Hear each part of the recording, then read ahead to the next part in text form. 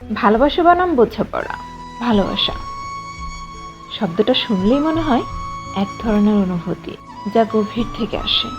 কিন্তু কখনো কি ভেবে দেখেছো ভালোবাসার চাইতে কাউকে বোঝার শক্তি কতটা মূল্যবান? ভালোবাসা শুধু অনুভবের বিষয়, কিন্তু বোঝাপড়া এটা হলো সেই ভিত্তি যা ভালোবাসার সম্পর্ককে মজবুত করে তোলে। যখন তুমি কাউকে ভালোবাসো তখন তুমি তার হাসি, তার দুঃখ, তার স্বপ্নগুলোকে গুরুত্বপূর্ণ মনে করো।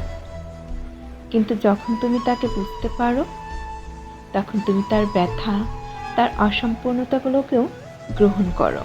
তুমি বুঝতে পারো তার চুপ থাকার মানে শুধু নীরবতা নয়, একটা অজানা যন্ত্রণা। তুমি বুঝতে পারো তার একটুখানি হাসির পেছনে লুকিয়ে থাকা কষ্টগুলো। তাই ভালোবাসো, কিন্তু তার আগে বোঝো, কারণ বোঝাপড়া ছাড়া ভালোবাসা সাগরের ঢেউ ছাড়া নৌকার মতো, যা বেশিক্ষণ টিকে থাকে না। কাউকে ভালোবাসার চাইতে তাকে বুঝতে পারাটা অনেক বেশি জরুরি। হৃদয় দিয়ে অনুভব করো আর মন দিয়ে বোঝো, তবেই সম্পর্ক হবে গভীর আর ভালোবাসা হবে সত্য। সত্যিকারের ভালোবাসা বোঝার মধ্যে লুকিয়ে থাকে।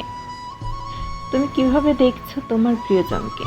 ভালো থাকো, ভালোবাসো, প্রিয়জনকে বোঝো, সম্পর্ক সুন্দর করো।